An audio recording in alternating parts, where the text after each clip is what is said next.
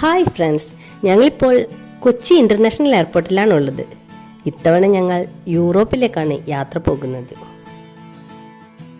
കൊച്ചിയിലെ Benny royal tours and ട്രാവൽസിൻ്റെ കൂടിയാണ് ഞങ്ങളുടെ ഇത്തവണത്തെ യാത്ര. ഞങ്ങളുടെ ഗ്രൂപ്പിൽ 44 പേരാണുള്ളത്.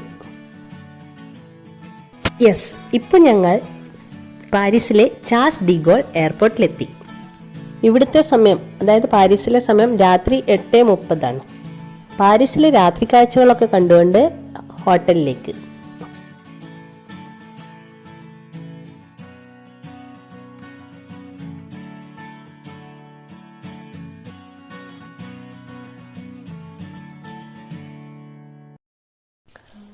ഇന്ന് നമ്മൾ പാരീസ് സിറ്റി ടൂറിലേക്കാണ് പോകാൻ പോകുന്നത്. പുസ്തകത്തിലൊക്കെ വായിച്ചും ടി വിയിലൊക്കെ കണ്ടും മാത്രം പരിചയമുള്ള ഈഫൽ ടവർ, ലൂവർ മ്യൂസിയം, അതൊക്കെയാണ് ഇന്ന് നമ്മൾ കാണാൻ വേണ്ടി പോകുന്നത്.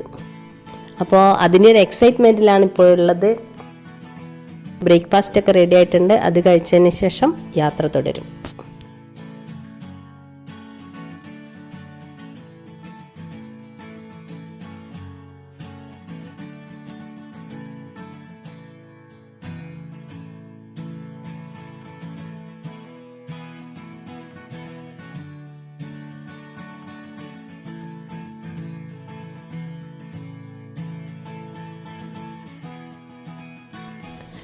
നമ്മുടെ കൂടെയുള്ളവരെല്ലാവരും റെഡി ആയിട്ടുണ്ട് പോകാൻ വേണ്ടിയിട്ട്. അത്യാവശ്യം തണുപ്പുണ്ട്, സഹിക്കാൻ പറ്റാത്തൊന്നുമില്ല, നല്ല സുഖകരമായൊരു തണുപ്പ്. അപ്പോൾ ഇന്ന് ആദ്യം നമ്മൾ ഈഫൽ ടവർ കാണാൻ വേണ്ടിയിട്ടാണ് പോകുന്നത് എന്നാണ് നമ്മുടെ ടീം ലീഡർ ബേബി പറഞ്ഞിട്ടുള്ളത്. അപ്പം നമുക്ക് നേരെ ഈഫൽ ടവറിലേക്ക് പോകാം. പുറത്തെ കാഴ്ചകളൊക്കെ നല്ല ഭംഗിയുണ്ട്. ആ കാണുന്നത് നമ്മൾ വന്ന എയർപോർട്ടാണ് കേട്ടോ. ഒരു ഫ്ലൈറ്റ് വരുന്നത് കാണുന്നുണ്ട്. അപ്പോൾ നമുക്ക് വളരെ അടുത്തുകൂടെ പോകുന്നതായിട്ട് ഫീൽ ചെയ്യുന്നുണ്ട്. അതേ നോക്കിയ താഴെ റോഡിൽ കൂടെ വാഹനങ്ങളൊക്കെ പോകുന്നുണ്ട്. മുകളിലത്തെ വഴിയിൽ കൂടെ തന്നെയാണ് ഫ്ലൈറ്റ് പോകുന്നത്. നല്ല രസകരമായൊരു കാഴ്ച അല്ലേ. അതാ ദൂരെയായിട്ട് ഈഫൽ ടവർ കാണുന്നുണ്ട്. നമ്മളിപ്പോൾ കാണുന്നത് സീൻ നദിയാണ്. അപ്പോൾ സീൻ നദി നമുക്കറിയാലോ, ഈ പ്രാവശ്യം 2024 ഒളിമ്പിക്സിൽ ഈ സീൻ നദിയിൽ കൂടിയായിരുന്നല്ലോ ഓപ്പണിംഗ് സെറിമണിയിൽ എല്ലാ രാജ്യങ്ങളും ഇങ്ങനെ പോകുന്നതൊക്കെ നമ്മൾ ടി വിയിലൊക്കെ കണ്ടിട്ടുണ്ടായിരുന്നല്ലോ. അപ്പോൾ ആ സീൻ നദിയാണിത്. ഈഫൽ ടവറിന് അടുത്തെത്താനായി എന്ന് കാണുമ്പോൾ ഒരു വല്ലാത്തൊരു സന്തോഷം തോന്നുന്നുണ്ട്. ഓക്കെ, ഇപ്പം നമ്മൾ അതിൻ്റെ ചുവട്ടിൽ തന്നെ എത്തിയിട്ടാണുള്ളത്. അപ്പം നമുക്കറിയാം, ഫ്രഞ്ച് വിപ്ലവത്തിൻ്റെ ശതാബ്ദി ആഘോഷവുമായി ബന്ധപ്പെട്ട് 1889 നടത്തിയ ഒരു എക്സ്പോയ്ക്ക് വേണ്ടിയാണല്ലോ ഈ ടവർ നിർമ്മിച്ചത്. ശരിക്കും ഇതിൻ്റെ ജോലി 1887 ജനുവരി 28 മറ്റായിരുന്നു തുടങ്ങിയത്. 1889 മെയ് 15 പ്രദർശനത്തിന് റെഡിയാവുകയും ചെയ്തു. ഇവിടെ നമ്മുടെ ആൾക്കാരൊക്കെ ഒരു ക്യൂവിൽ നിന്നിട്ട് കാണുന്നില്ലേ. അതെന്താണെന്ന് വെച്ചാൽ ഒരു ടിക്കറ്റ് ഉണ്ട് ഇതിന്, കൂടാതെ ഒരു സെക്യൂരിറ്റി ചെക്കിംഗ് ഉണ്ട്. നമ്മുടെ ബാഗൊക്കെ ഒന്ന് പരിശോധിക്കും. അപ്പോൾ അതാണ്. അപ്പോൾ ആ ഒരു മഞ്ഞ നിറത്തിലൊരു ലിഫ്റ്റ് കയറി പോകുന്നതാണെന്നല്ലേ. അതുപോലെ ഇതിൻ്റെ 4 കാലിലും, അതായത് 4 തൂണിലും ഇതുപോലുള്ള ലിഫ്റ്റ് ഉണ്ട് മുകളിലേക്ക് കയറി പോകാനായിട്ട്. പിന്നെ ഇതാണ് നമ്മുടെ ടിക്കറ്റ്. നമുക്ക് ഏറ്റവും ടോപ്പിൽ വരെ പോകാനുള്ള ടിക്കറ്റ് കിട്ടിയിട്ടുണ്ട്. അപ്പോൾ നമ്മളിപ്പോൾ ലിഫ്റ്റ് കയറാൻ വേണ്ടിയിട്ട് ക്യൂവിൽ നിൽക്കുവാണ്. അതാ ഒരു ലിഫ്റ്റ് താഴേക്ക് വരുന്നുണ്ട്. അത് നമുക്ക് കയറാൻ പറ്റുന്നത് തന്നെയാണോ? അതെ, നമുക്ക് കയറാൻ പറ്റുന്നത് തന്നെയാണ്. അപ്പോൾ അത് നിർത്തിയിട്ടുണ്ട്. അപ്പോൾ അതിന് 2 വശത്തും ഡോറുണ്ട്. അപ്പോൾ അപ്പുറത്തെ വശത്തെ ഡോറിൽ കൂടി ആൾക്കാർ പുറത്തേക്ക് ഇറങ്ങി നമ്മളിനി ഇതിൽ കയറാൻ വേണ്ടി പോവാം. ഈ ലിഫ്റ്റ് ഇപ്പോൾ 1ാമത്തെ നിലയിൽ നിർത്തും. പക്ഷെ നമ്മളിപ്പോൾ 1ാമത്തെ നിലയിൽ ഇറങ്ങുന്നില്ല. തിരിച്ചു വരുമ്പോഴാണ് 1ാമത്തെ നിലയിൽ പോകുന്നത്. ഇപ്പം നമ്മൾ നേരെ മുകളിലേക്ക് തന്നെയാണ് പോകുന്നത്. മുകളിലേക്ക് പോകുമ്പോൾ തന്നെ സൈഡിൽ കൂടെ കുറച്ചൊക്കെ പുറത്തെ കാഴ്ചകൾ കാണാൻ പറ്റുന്നുണ്ട്. നല്ല ഭംഗിയുണ്ടല്ലേ കാണാനായിട്ട്.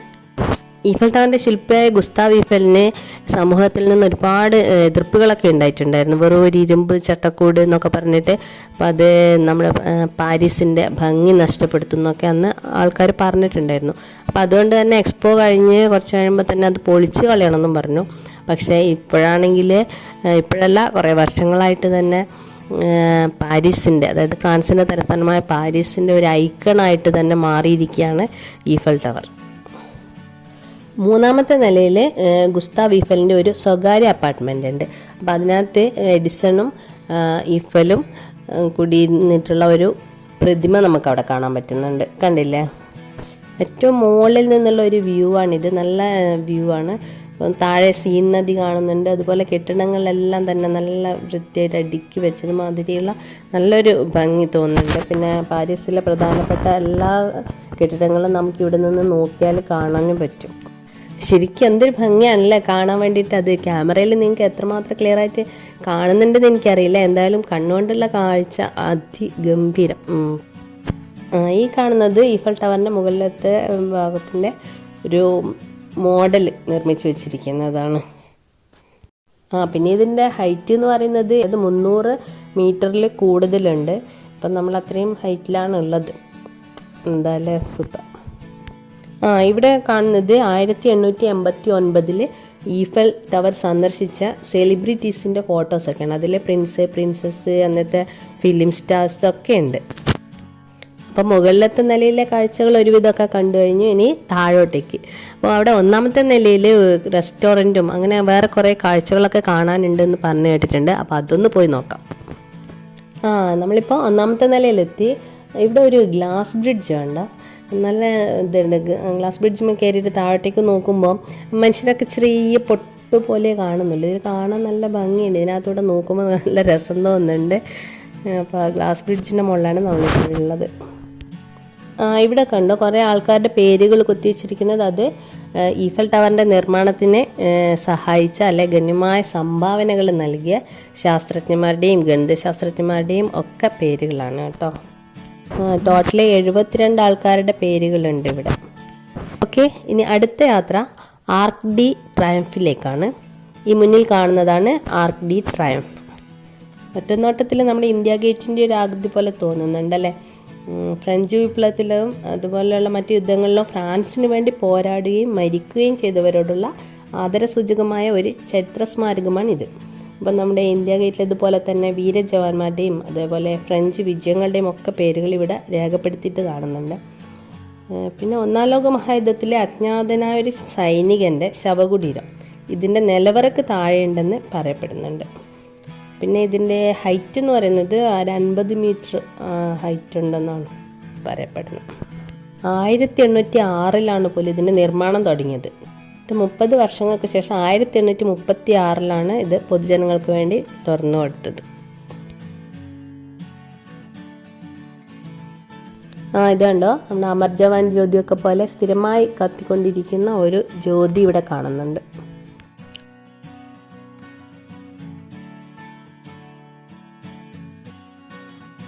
അപ്പോൾ നമ്മൾ ഈഫൽ ടവറും കണ്ടു, ആർക്ക് ഡി ട്രയംഫും കണ്ടു. ഇനി നമുക്ക് ഉച്ചഭക്ഷണം കഴിക്കണം. അതിന് വേണ്ടിയിട്ട് നമ്മൾ ഒരു ഹോട്ടലിന് മുന്നിലെത്തിയിട്ടുണ്ട്. അപ്പോൾ ഇനി ഭക്ഷണം കഴിച്ചതിന് ശേഷമാണ് അടുത്ത യാത്ര. അപ്പോൾ നമ്മുടെ ഭക്ഷണം കഴിഞ്ഞു. ഇനി നമ്മൾ പാരീസ് സിറ്റി ടൂറാണ്. അതായത് നമ്മുടെ ബസ്സിൽ തന്നെ പാരീസ് സിറ്റിയിലുള്ള കുറച്ച് ചരിത്രപ്രധാനമായ സംഭവങ്ങളൊക്കെ നമുക്ക് പരിചയപ്പെടുത്തുന്ന രീതിയിൽ ഇവിടുത്തെ ഒരു ടൂർ ഗൈഡ് ഉണ്ട്. നമുക്ക് അവരുടെ കൂടെ നമ്മളിങ്ങനെ യാത്ര പോവുകയാണ്. അപ്പോൾ ഈ യാത്രയിൽ നമ്മൾ ഷാംസ് എലീസീസും അതുപോലെ കോൺകോർഡ്, ആർക്ക് ഓഫ് ട്രയംഫ്സ് എല്ലാം കാണുന്നുണ്ട്. അപ്പോൾ ഈ ഷാംസ് എലീസി എന്ന് പറയുന്നത് ലോകത്തിലെ ഏറ്റവും മനോഹരമായ ഒരു അവന്യൂ ആണ്. അപ്പം നമുക്ക് ഇവിടെ കാണാൻ പറ്റും നല്ല എന്താ പറയുക റോയലായിട്ടുള്ള ബ്രാൻഡഡ് സാധനങ്ങൾ വിൽക്കുന്ന ധാരാളം കടകൾ, അതിന് മുന്നിൽ ചെറിയ റെസ്റ്റോറൻറ്റുകൾ, നല്ല നീറ്റായിട്ടുള്ള ഒരു അവന്യൂ ആണ്. നല്ല കാണാൻ തന്നെ നല്ലൊരു ആകർഷത്വം തോന്നുന്ന അവന്യൂ.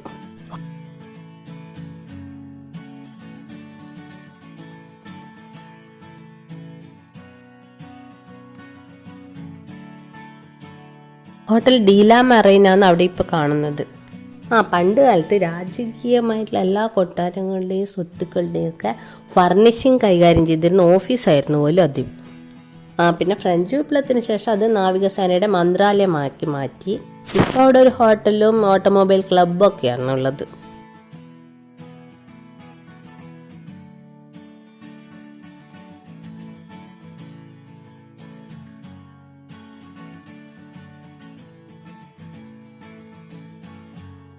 മുന്നിലായിട്ടൊരു സ്വർണ്ണപൂശ മകുടമൊക്കെ കാണുന്നില്ലേ, അത് റഷ്യൻ ഓർത്തഡോക്സ് പള്ളിയാണ്.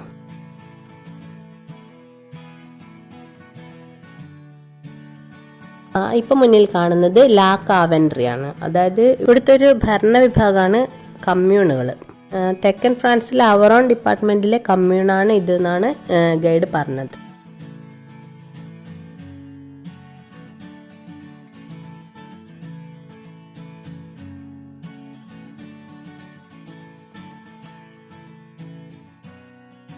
അതാ ദൂരെയായിട്ട് വീണ്ടും ഈഫൽ ടവർ കാണുന്നുണ്ടല്ലേ. ഇത് ഇപ്പം മുന്നിൽ ഒരു സ്വർണം പൂശിയ ഒരു കെട്ടിടം കാണുന്നില്ലേ, അതാണ് ഇൻവാലിഡ്സ്.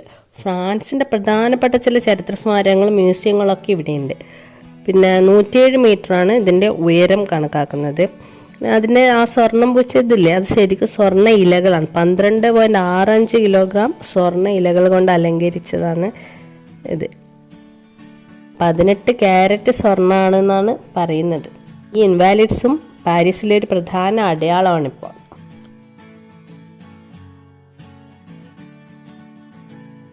ഈ വർഷം ഒളിമ്പിക്സ് ഇവിടെ വെച്ച് നടന്നതുകൊണ്ടാണ് തോന്നുന്നു ഒളിമ്പിക്സുമായിട്ട് ബന്ധപ്പെട്ട കുറേ ചിത്രങ്ങളൊക്കെ ഇവിടെ സൈഡിലൊക്കെ കാണാൻ പറ്റുന്നുണ്ട്.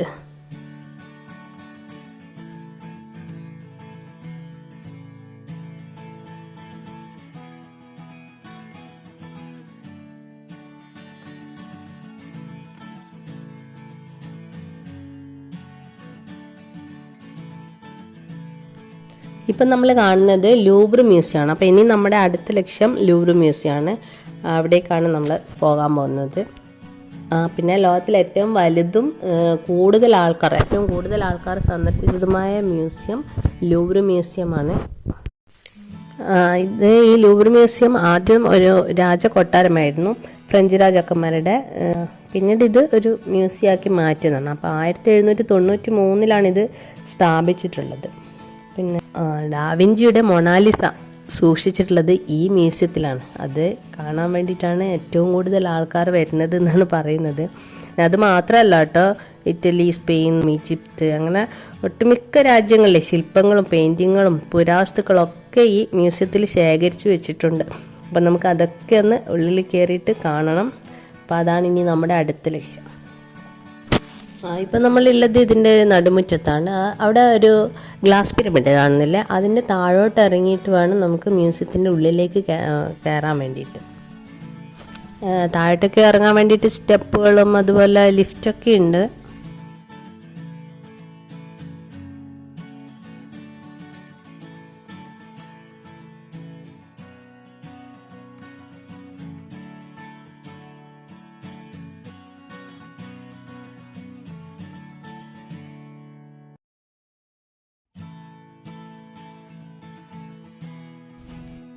ഇപ്പം നമ്മൾ ആ ഗ്ലാസ് പിരമിഡിൻ്റെ താഴെയാണുള്ളത്.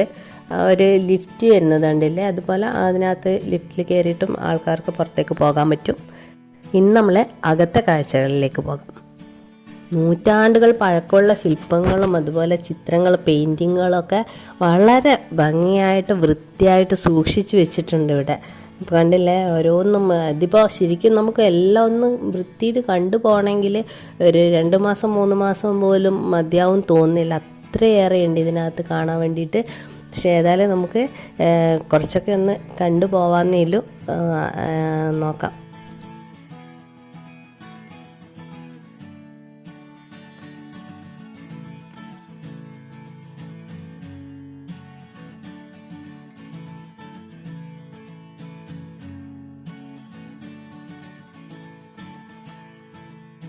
ഓക്കെ, ഇതാ നമ്മൾ എത്തിയിരിക്കുകയാണ് നമ്മുടെ മൊണാലിസയുടെ ചിരി കാണാൻ വേണ്ടിയിട്ട്.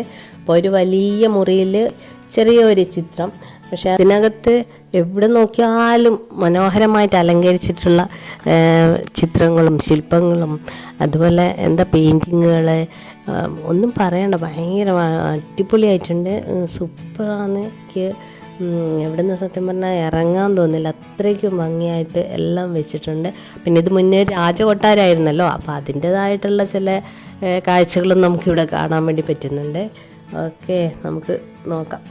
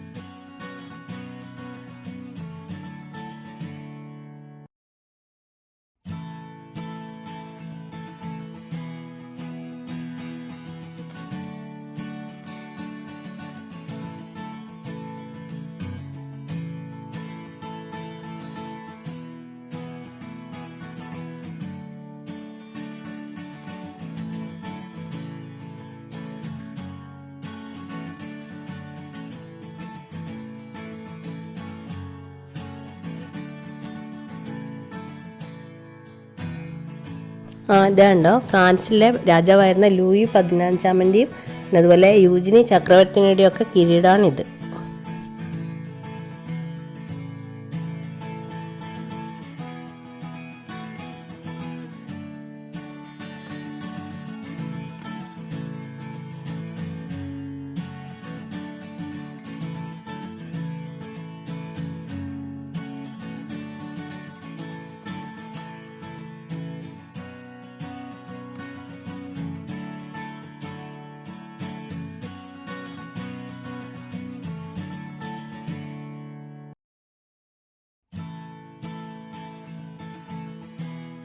അടുത്തത് സീൻ നദിയിലൂടെയുള്ള ഒരു ക്രൂയിസ് യാത്രയാണ്. നമുക്കറിയാം പാരീസിലെ മിക്കവാറും എല്ലാ ചരിത്ര സ്മാരകങ്ങളും പള്ളികളും മികച്ച കെട്ടിടങ്ങളും ഒക്കെ തന്നെ സീൻ നദിക്ക് അഭിമുഖമായിട്ടാണുള്ളത്. അപ്പോൾ നമുക്ക് ഈ യാത്രയിൽ സീൻ നദിയുടെ കരയിലുള്ള എല്ലാ ചരിത്ര സ്മാരകങ്ങളും മറ്റ് മനോഹരങ്ങളായ കെട്ടിടങ്ങളും ഒക്കെ നമുക്ക് കാണാൻ വേണ്ടി പറ്റും. അപ്പം നമുക്ക് നോക്കാം എന്തൊക്കെ കാഴ്ചകളാണ് നമുക്ക് മുന്നിൽ തുറന്നു വരാൻ വേണ്ടി പോകുന്നതെന്ന് അല്ലേ. ഈ യാത്രയിൽ സീൻ നദിയിലൂടെ പോകുമ്പോൾ ഈഫൽ ടവറും നോത്രദാം പള്ളിയും ഒക്കെ കാണാൻ വേണ്ടി പറ്റുമെന്നാണ് പറഞ്ഞിട്ടുള്ളത്. ഒക്കെ കാണാൻ പറ്റുമെന്നുള്ള പ്രതീക്ഷയിൽ തന്നെയാണ് നമ്മളുള്ളത്. അപ്പോൾ നമുക്ക് ഓരോരോ കാഴ്ചകളിങ്ങനെ കണ്ടുകൊണ്ട് പോവാം.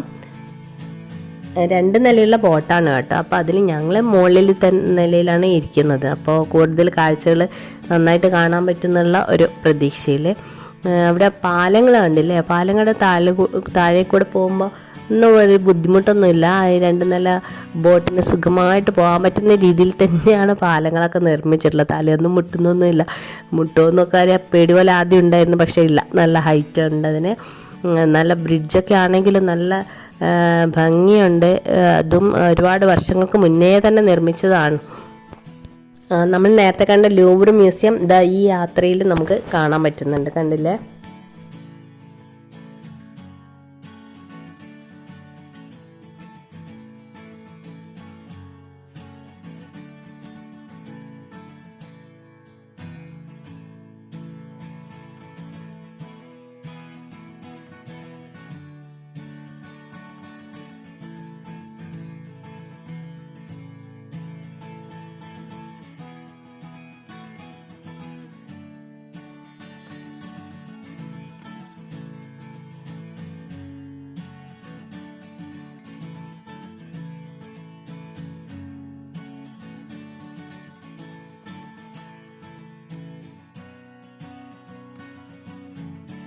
ഇതാ മുന്നിൽ കാണുന്നതാണ് നോത്രദാം കത്തീഡ്രൽ. ഈ കത്തീഡ്രൽ യുനെസ്കോയുടെ പൈതൃക പട്ടികയിൽ വന്നിട്ടുണ്ട്. 850 വർഷം പഴക്കമുള്ള പള്ളിയാണത്.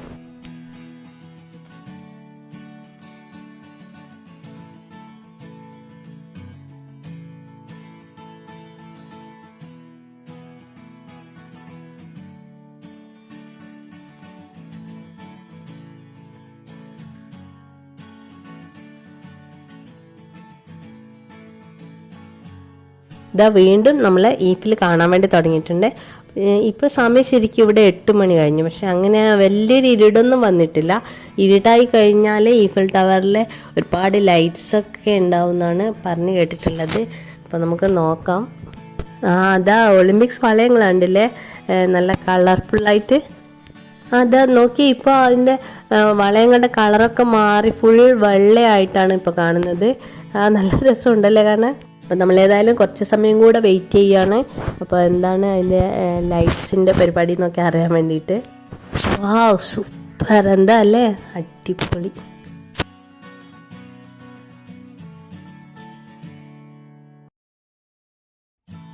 അപ്പോൾ പാരീസിലെ ഒരുവിധം കാഴ്ചകളൊക്കെ കണ്ടു തീർത്തു. ഇനി തിരിച്ച് റൂമിലേക്ക്. ഇന്നുകൂടി നമ്മളിവിടെ പാരീസിലുള്ളൂ. നാളെ നമ്മൾ മറ്റൊരു രാജ്യത്തേക്ക് പോവുകയാണ്.